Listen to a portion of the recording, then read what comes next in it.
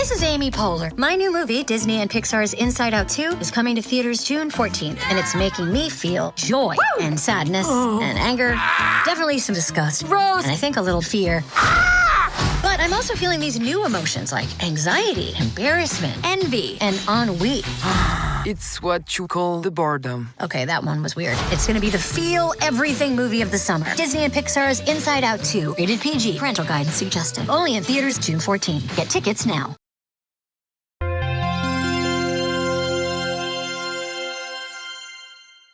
In the summer of 1988, something was going on with the weather. Around the world, scientists see a disturbing pattern. Could today's developments create tomorrow's disasters? 40% of the U.S. was facing a severe drought. A wildfire in Yellowstone National Park burned 800,000 acres. The second biggest hurricane in the history of the Atlantic hit the Gulf of Mexico. Acid rain was searing forests. A hole was growing in the ozone layer. And then there was the temperature. 1988 will probably be the hottest year of all.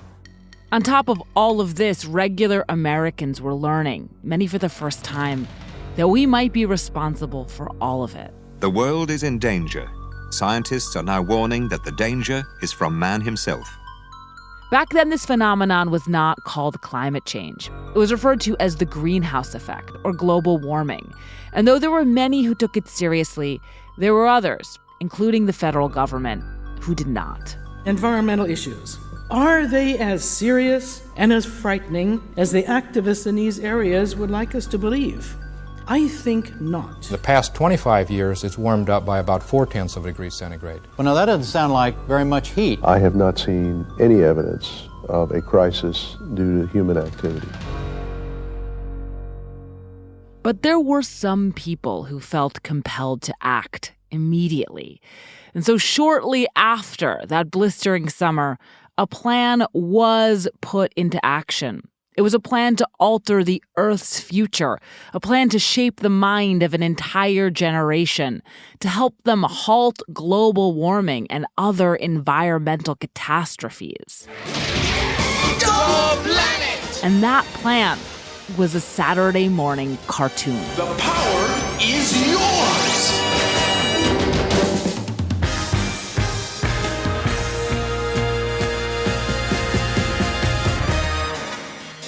This is Decoder Ring. I'm Willa Paskin.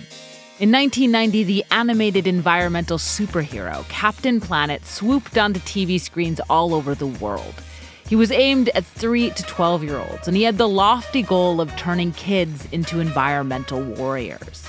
In this episode, we're going to look at how Captain Planet came to be, what he aspired to do, and how much he really got done. Captain Planet's mission was noble, but was it also naive? How much of an impact can even the most well-meaning fictional superhero have on very real environmental disasters?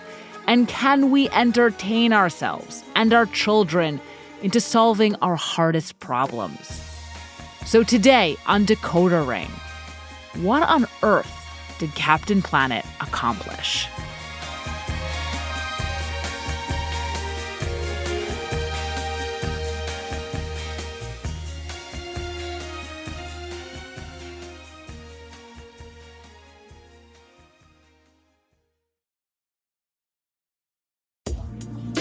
Reboot your credit card with Apple Card, the only credit card designed for iPhone. It gives you up to 3% daily cash back on every purchase. It's real cash that never expires or loses value. Apply for Apple Card in the Wallet app on iPhone. Apple Card issued by Goldman Sachs Bank USA, Salt Lake City branch. Subject to credit approval. Daily cash is available via Apple Cash Card, issued by Green Dot Bank, member FDIC, or as a statement credit. Terms and more at applecard.com.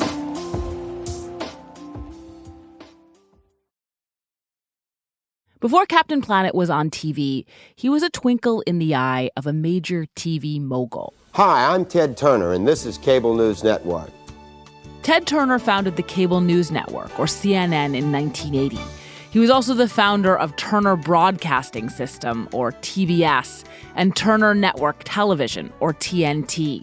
He owned Atlanta's baseball and basketball teams, and his motto was early to bed, early to rise, work like hell, and advertise. Well, my father and my schools told me that, you're living in America, you might as well make as much out of your life as you possibly can. Do as much as you can. I mean, that's all I've tried to do.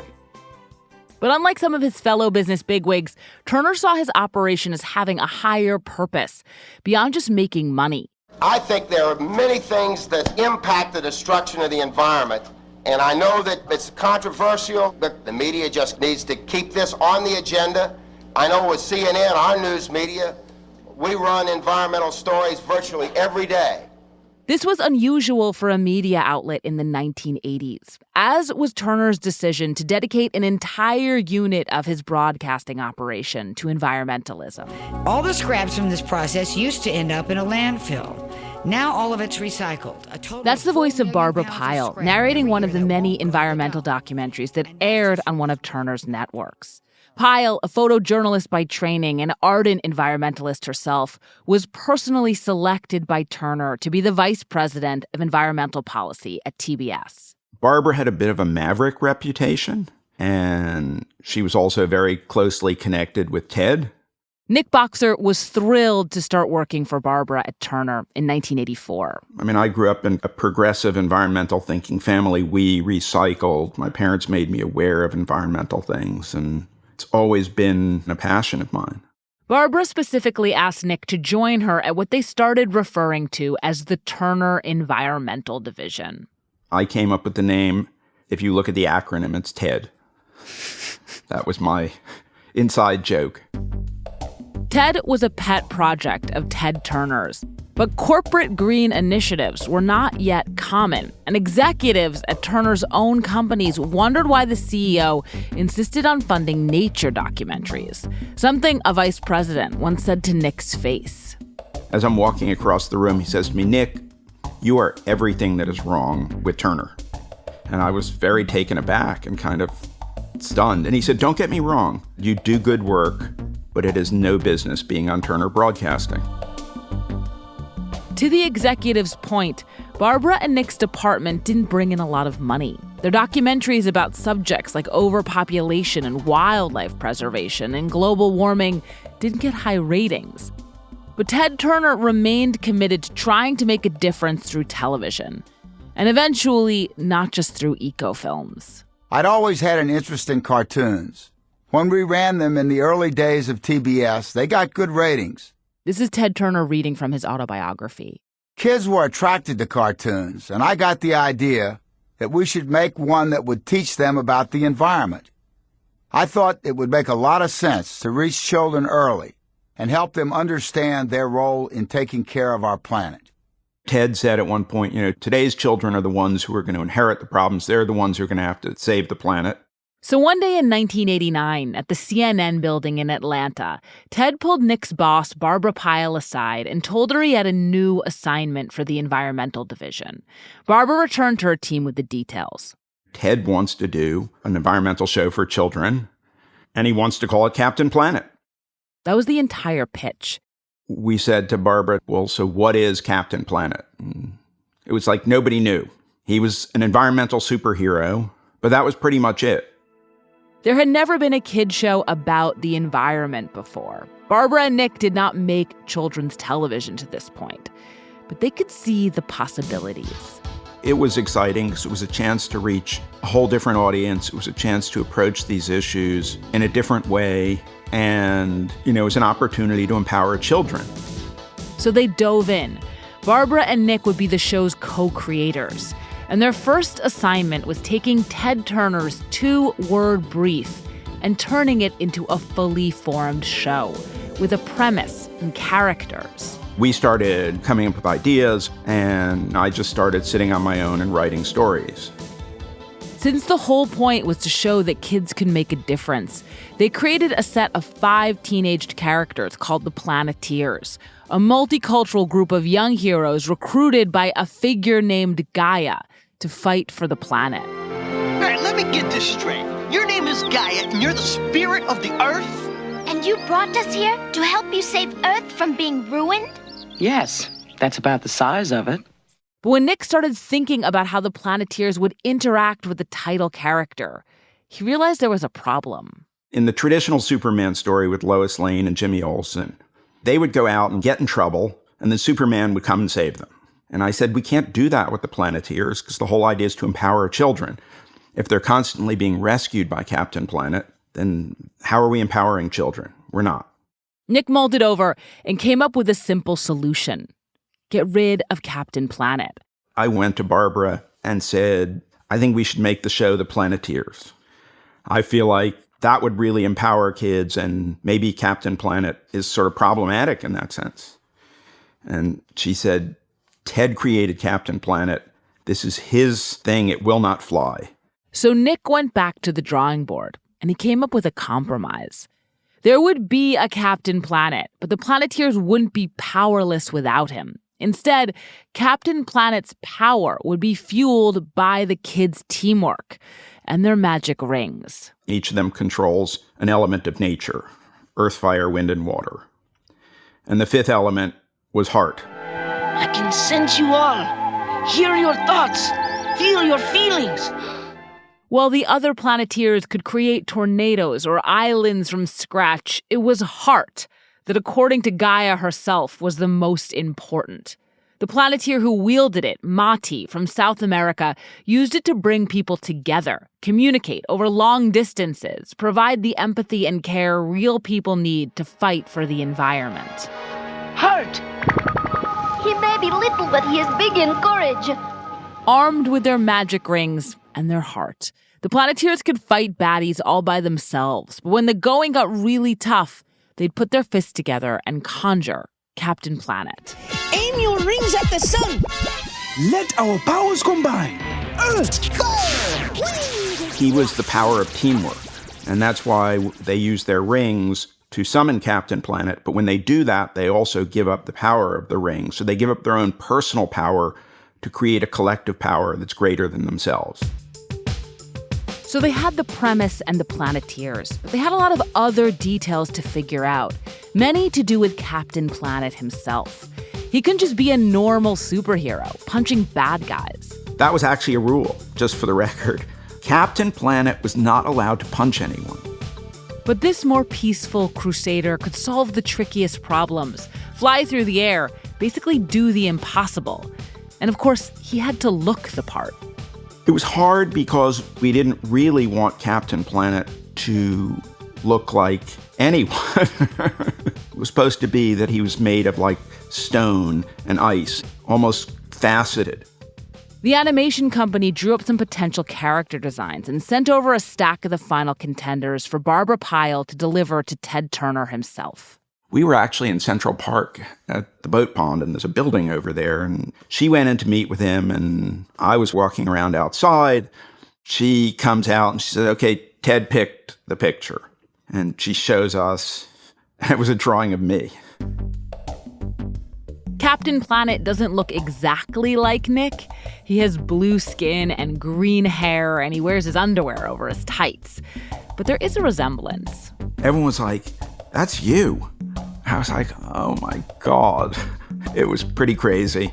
You do have a very strong jaw. I can see it. It was kind of flattering. I wish they had given me residuals for that. So Captain Planet had a look, but he still needed a voice. The acting is key. With cartoons, you know, they have to be over the top, ham it up, and really be characters rather than people. Marcia Goodman was the senior VP of talent at the animation company making Captain Planet, and she was in charge of casting and directing the voice actors. And my coworker got a call, and the person said, hi, I'm Tom Cruise. I'd like to do the voice of Captain Planet. And she said, yeah, sure, and she hung up. And then he called back. He said, no, this is really Tom Cruise. I feel the need for speed. Tom Cruise was shooting Days of Thunder, I believe, and he took a helicopter over from where they were filming to Universal Studios. There were like 4 or 5 of us and Tom Cruise, and he agreed to do it. Cruise recorded 6 episodes of Captain Planet, but then the realities of being Tom Cruise set in. Tom Cruise was fine, but he just couldn't keep up with our schedule. He had other priorities like being a movie star. So the 6 episodes he'd done had to be retaped, which meant Captain Planet still needed a voice. Good afternoon, America, the world, planet Earth. It's David Coburn, the voice of Captain Planet. In 1990, David Coburn was a scrappy 21-year-old actor looking for his big break.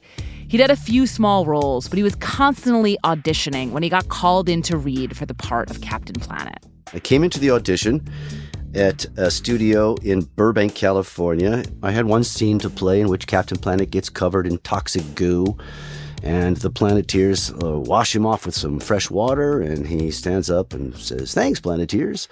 And I shook myself off like a wet dog. I went, "Thanks, Planeteers." That's what got me the job. David was thrilled, but he thought it was just a random gig. I didn't know it was the lead in an environmental cartoon series created by Ted Turner to help save the world and teach kids about saving the planet. I didn't know that at the time. What was the moment you were like, this is not just some other regular voice gig? When they told me you're replacing Tom Cruise and you have 6 episodes to redo before you start recording with the rest of the cast, I was like, oh. The rest of the cast by this point was pretty starry too. Whoopi Goldberg agreed to voice Gaia. LeVar Burton had signed on to play the West African Planeteer Kwame. Look at that thing. It is dumping trash on that poor little town. The idea was to enlist celebrities, especially for villains and guest characters. We wanted it to be a big splash. The villains all represented problems like pollution, radiation, and overconsumption. And the big names kept coming. They got Meg Ryan to play the evil Dr. Blight. Martin Sheen was the nefarious Sly Sludge. Jeff Goldblum was verminous scum. Some people just got no appreciation for filth. As you can tell by all the famous people signing on, Captain Planet had become something of a cause celeb. People, or famous people anyway, were excited about it, this opportunity to try and change the world with a cartoon. It just needed one finishing touch, a key element of any kids' show. Captain Planet, he's our hero, gonna take pollution down to zero. The very 1990s theme song was also written by Nick Boxer. One weekend I'm sitting there and something came into my head and I started writing and I wrote, Captain Planet, he's our hero, gonna take pollution down to zero. He's our powers magnified and he's fighting on the planet's side. You know, and then it goes on and on. You'll pay for this, Captain Planet! So from Ted Turner's original pitch, just those 2 words, Captain Planet, and nothing else, Nick and Barbara had created a whole set of characters and a way they work together. They'd given them voices and a theme song. And in September of 1990, they gave them a premiere party. Kids need to know about what's happening in the environment because, you know, they're the future of tomorrow. Mayim Bialik from Blossom was there. Really, it was a who's who of then child stars. Danica McKellar from The Wonder Years and Jodie Sweetin from Full House were there too. Well, I think that the idea of making a cartoon about saving the planet is really good. I think that the planet is really important and we should start to clean it up and try to make it a better place. At the party, Ted Turner got up on stage and addressed the crowd. Thank you, everyone, for being here tonight. And he made clear how grand and grandiose his expectations were for the series.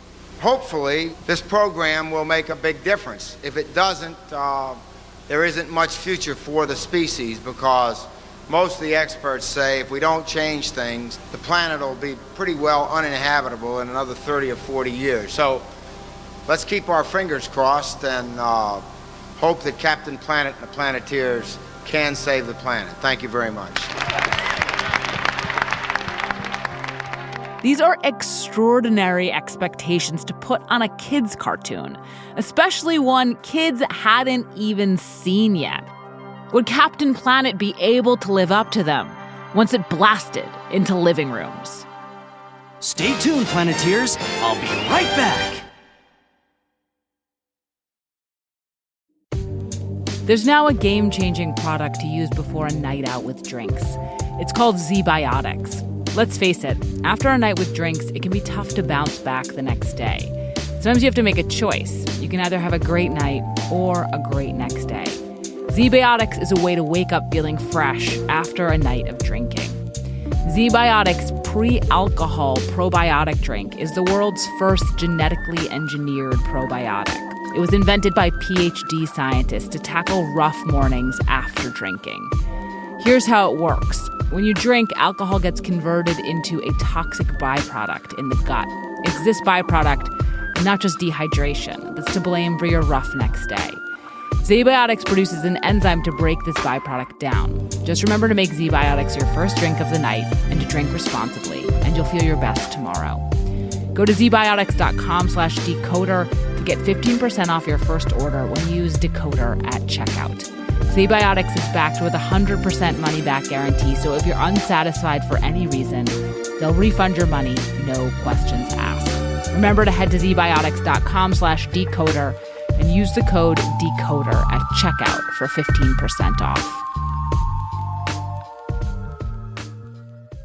Whether it's making junk food healthy or the latest wellness trend, food innovation is a constant pursuit. But when it fails miserably. On each episode of Wondery's podcast, The Big Flop, comedians join host Misha Brown to chronicle one of the biggest pop culture fails of all time and try to answer the age-old question, who thought this was a good idea? In the late 90s, an oil substitute called Olestra exploded onto the market in the worst possible way. The idea was that you could eat as many snacks as you wanted without gaining any weight. But there were a few catches. It didn't really work, and it also gave consumers horrific digestive problems. Decades of research and billions of dollars went down the toilet. To hear the full story of Olestra, follow The Big Flop on the Wondery app or wherever you get your podcasts. You can listen to The Big Flop early and ad-free right now by joining Wondery Plus. Captain Planet and the Planeteers premiered on Saturday morning, September 15th, 1990. In the debut episode, the Planeteers have to confront a terrible oil spill inspired by the real Exxon Valdez catastrophe. It is horrible. The whole coastline is being destroyed. Those poor animals. We must help them. The Planeteers call on Captain Planet to clean up the oil, which he does by creating a whirlpool that sucks it into the seafloor, and then he seals it all up with a giant rock. That should hold it. This is not the most sophisticated or plausible of solutions, and that gets directly at the difficulty of making Captain Planet. The show needed to inform a new generation about pressing environmental problems. Everything from strip mining to deforestation to nuclear waste, while also being a fun cartoon. How do you tell a story for children that addresses these issues and is compelling and fits what animation is? Nick Boxer, the co-creator of Captain Planet again. Animation works very well for straight entertainment, Roadrunner, Coyote, just hijinks, sight gags, things like that, or very simple morality plays. Captain Planet had to be informative without being boring, detailed without being scary, accurate, but also wrapped up in just 22 minutes. It was really incredibly challenging and kind of fraught with all sorts of unforeseen perils. You can see how they tried to thread this needle in an episode called Greenhouse Planet. It begins with the Planeteers watching the news. They see the president, who sounds an awful lot like then-President George H.W. Bush, giving a speech about the opening of a new power plant. One they watch start to spew pollution into the atmosphere. We have just made the hugest oil find in history, and burning this low-cost oil will be a big help to our troubled economy. But what about the carbon dioxide that will release? It acts like an invisible blanket heating up the whole planet. It's a real and serious problem, but it needed to be lightened with some hijinks. The oil the president is talking about is being turned into rocket fuel. And when the Planeteers go looking for him at the power plant, they inadvertently get shot into outer space on a rocket. Mr. President, can you hear me? Mission Control cannot turn you around. Sir, please respond.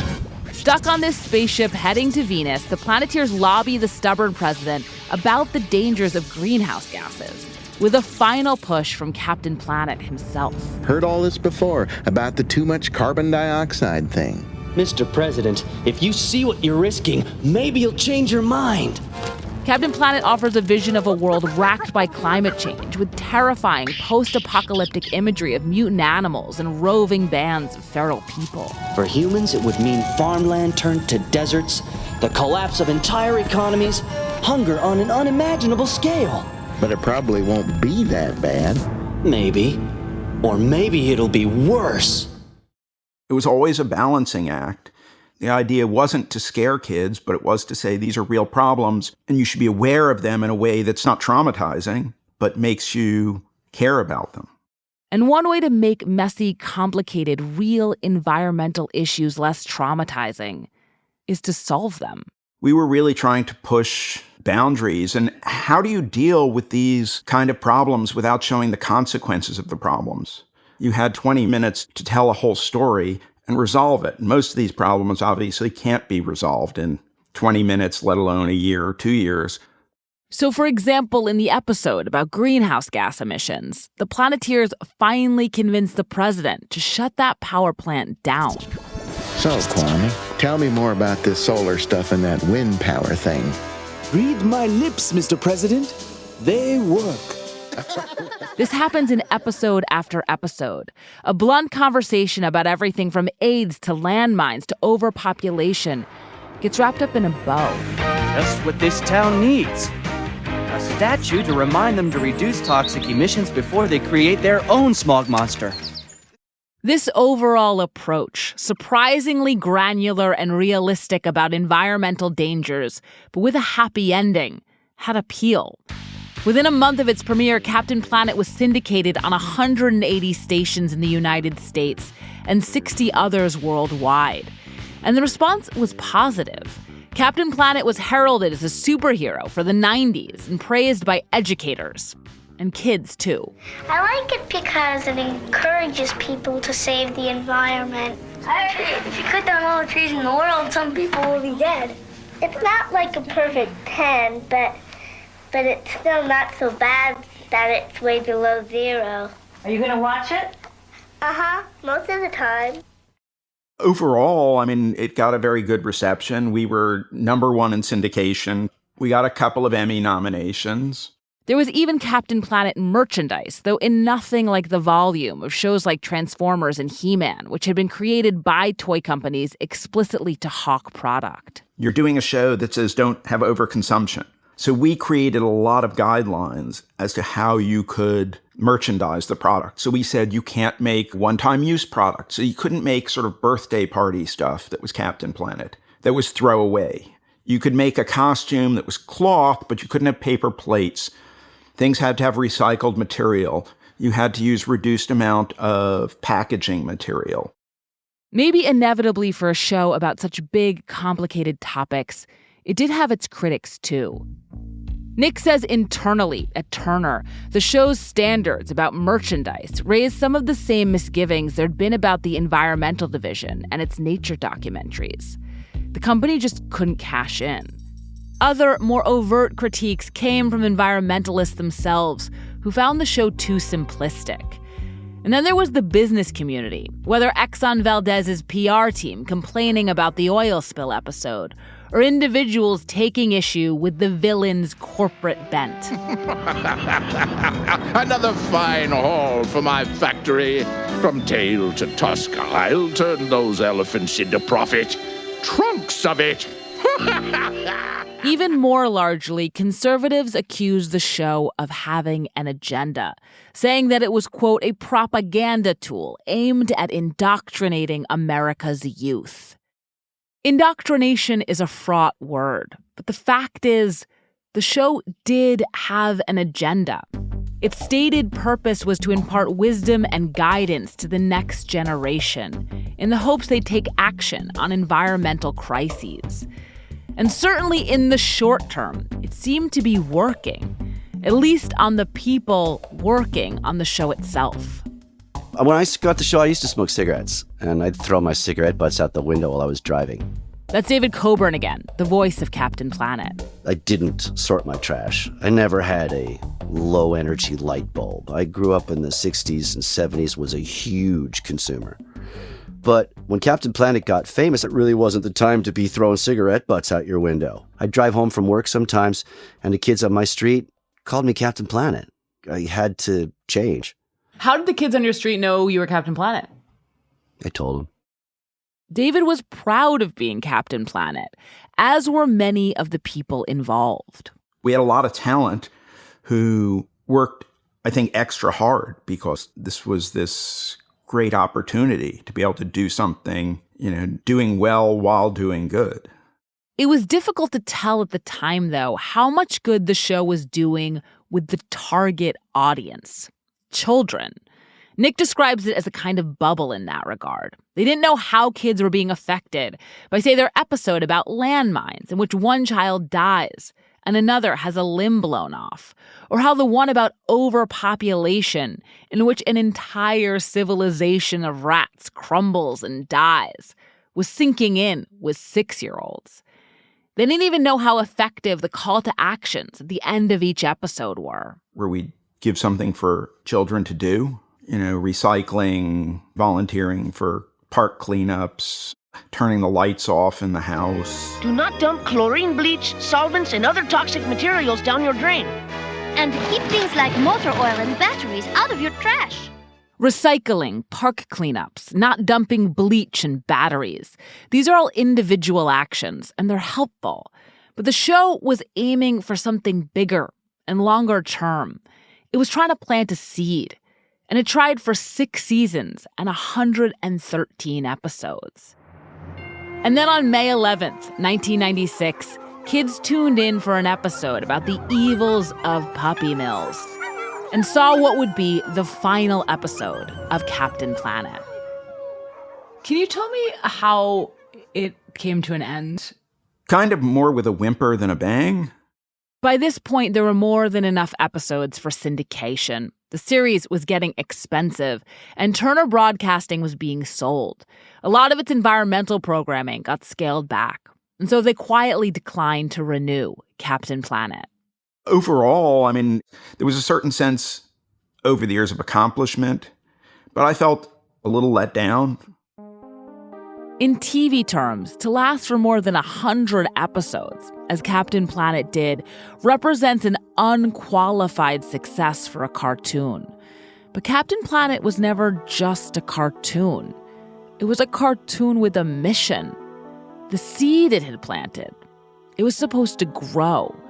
According to co-creator Nick Boxer, Ted Turner always wanted it to be an agent of change. At one point he said, if one child is changed by this, it'll have been worth it. When we come back, we're going to jump forward in time to see if the show succeeded and what that success actually looks like. Do not lose heart. The Planeteers will return. When it comes to your finances, go for the credit card that's always there for you. With 24/7 U.S.-based live customer service from Discover, everyone has the option to talk to a real person anytime, day or night. Yep, that means no more waiting for, quote, normal business hours just to get a hold of someone.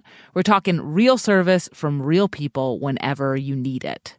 Get the customer service you deserve with Discover. Limitations apply. See terms at discover.com/creditcard. This podcast is brought to you by Progressive Insurance. Let's face it, sometimes multitasking can be overwhelming.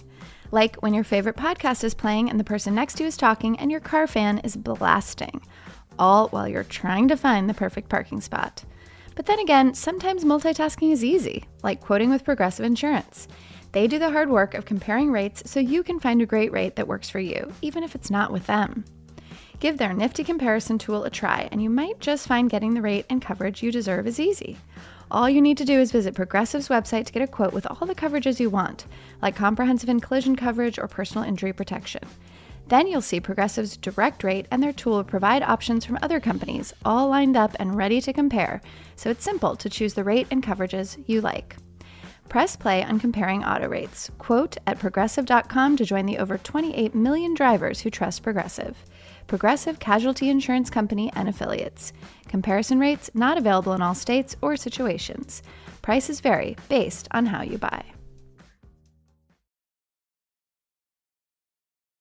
Ilac Diaz grew up in the Philippines in the late 1970s and early 80s under the dictatorial regime of Ferdinand Marcos. This was during martial law. And in martial law, they canceled all these cartoons that had a narrative of rebels winning against, the oppressor. That included Ilac's favorite cartoon, Voltes 5, a Japanese anime series that featured robots rising up against a dictatorship. But when the Philippines' own dictator fled in 1986, cartoons came back to the country in a big way. In 1987, Hanna-Barbera started an operation in the Philippines making cartoons. They began to animate many classic properties right there in Manila. Yogi Bear, Scooby-Doo, the Flintstones. Ilac watched them all. And when Ted Turner acquired Hanna-Barbera, Captain Planet started being made in the Philippines too. Pollution monitor is getting strong signals. Let us go down for a closer look. It was unlike anything Ilac had seen before. In the Philippines, we're used to having somebody fly in, right? Superman would come to save the day and very American stories. And suddenly here was this story where everyone could be a planeteer. Yes! We've got some sludge and ooze to clean up. Watch her! Oh no, not again! I said, oh my gosh, brown heroes. We never see brown heroes. And so this was from a narrative of being saved or being the recipient of help into something where we could finally be heroes. It's like Ilac was eavesdropping on what the Captain Planet creative team had been trying to do, receiving all the messages the show intended. I mean, I really felt that each one of us can be part of the change. I really believed in my role of one day becoming Captain Planet Philippines.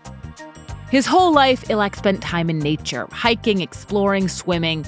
He went to college hoping to do something that helped people. And then climbing mountains in the Philippines, he had an epiphany in a remote village. One of the things that I realized as I was traveling was the lack of power, of access to electricity. Every few weeks, rural villagers in the mountains of the Philippines would have to hike down to the city, buy huge drums of kerosene, and then bring them back up to use as fuel. It was dangerous, expensive, and toxic. So Ilac came up with a solution. I started teaching them how to build solar lights by hand, simple things that they can repair instead of having it break down every 2 years. Ilac went on to found an organization called Leader of Light, which has brought solar light to 30 countries so far. And he knows exactly who he credits for his career. It starts with this role model that I would see every day on our TV. Every day, do what you can to clean up our planet. Then you can be a hero too. The power is ours! Ilac is not the only person who attests to being changed by Captain Planet. To all the 90s kids that grew up with Captain Planet, we're going to talk about this show. Zennials will tell you that 90% of us care about the planet because of this show. These are just some TikTok testimonials to the cartoon. It's still lingering in the public consciousness, or the millennial consciousness anyway.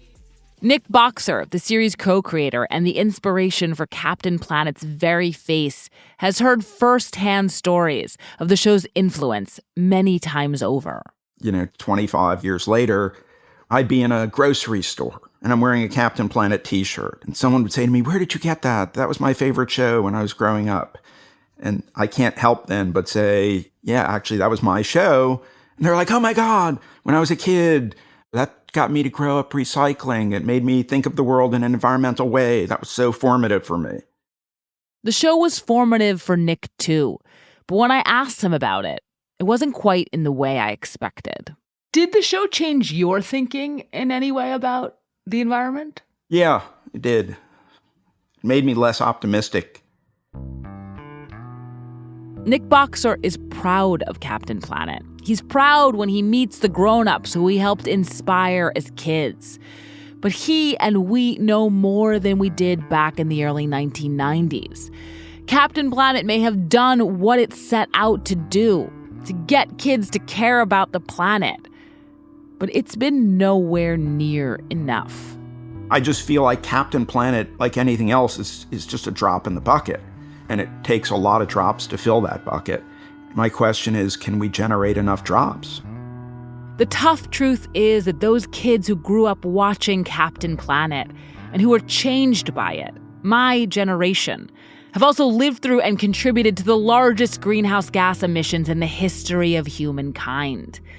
And here we are, adults ourselves now, still hoping, like the adults that came before us, that the next generation will be able to do something about it. I don't think that the kids of today will have the time to solve the problem.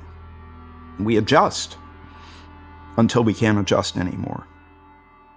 It's because Nick cares about kids and cares about the earth that he and his wife decided not to have children of their own. And we love children. She's a school teacher, and we sort of thought we would have kids. But there's also, I think, a part of me that because of what I did, said, how do I bring a child into this world that I can't see a great future for? The whole Captain Planet project has some of the same flaws as a Captain Planet episode. It was all supposed to wrap up with a too easy happy ending. The ills of the world redressed not by some cartoon characters, but by a cartoon series. Captain Planet is a bittersweet artifact from a different time, one more hopeful, but also naive and full of hubris.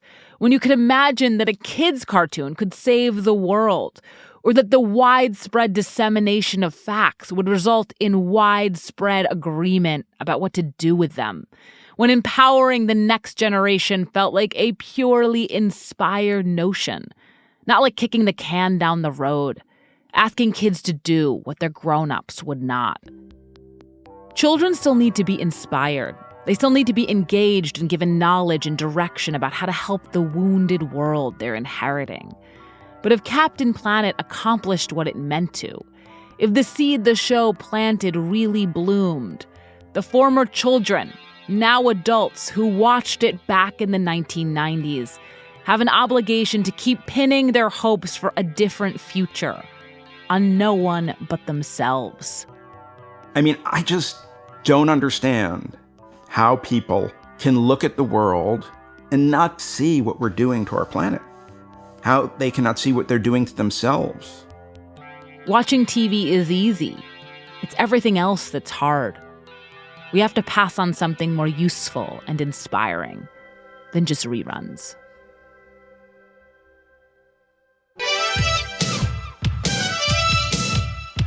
By your decoder rings combined, I am Captain Planet! This is Decoder Ring. I'm Willa Paskin. If you have any cultural mysteries you want us to decode, please email us at decoderring@slate.com. This episode was reported and produced by Olivia Briley. It was edited by Evan Chung. Decoder Ring is produced by me, Evan, Katie Shepard, and Max Freedman. Derek John is executive producer. Merritt Jacob is senior technical director. Thank you to Eugene Linden, Dr. Juliet Rooney Varga, Mary DeMacher, Claire Reynolds, and Kelly Jones. If you haven't yet, please subscribe and rate our feed in Apple Podcasts or wherever you get your podcasts. And even better, tell your friends. And if you're a fan of the show, I'd love for you to sign up for Slate Plus. Slate Plus members get to listen to Decoder Ring and every other Slate podcast without any ads. You also get unlimited access to Slate's website. Member support is crucial to our work, so please go to slate.com/decoderplus to join Slate Plus today. See you in 2 weeks. The power is yours! McDonald's presents Burger Reviews by Hamburglar. Today's review, the hotter, juicier classic burgers. Mr. Hamburglar. Rubble, rubble. He said, of all the McDonald's burgers I've ever hamburgled, these are the hottest, juiciest, and tastiest. Hamburglary is on the rise. Get caught with a medium double cheeseburger meal for $6. Price and participation may vary. Promotion pricing may be lower than meal price. Comparison to prior classic burgers. Hi, I'm Josh Levine. My podcast, The Queen, tells the story of Linda Taylor. She was a con artist, a kidnapper, and maybe even a murderer. She was also given the title the Welfare Queen, and her story was used by Ronald Reagan to justify slashing aid to the poor. Now, it's time to hear her real story. Over the course of 4 episodes, you'll find out what was done to Linda Taylor, what she did to others, and what was done in her name. The great lesson of this, for me, is that people will come to their own conclusions based on what their prejudices are. Subscribe to The Queen on Apple Podcasts or wherever you're listening right now.